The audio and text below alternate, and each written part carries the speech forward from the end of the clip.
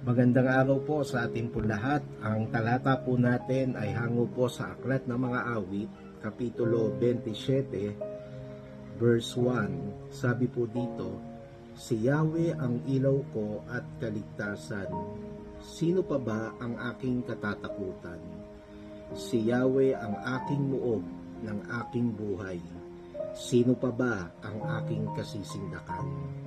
Ang takot po ay kawalan ng pagtitiwala at kapanatagan sa ating pong Panginoon.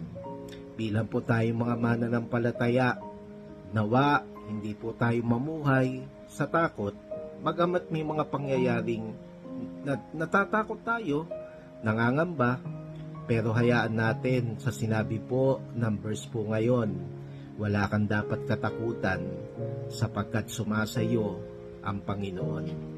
Ngayong araw, simulan mo lagi at sa mga araw pandarating, unahin ang pagtiwalaan ang ating Diyos sa halip na tayo ay matakot at mangamba.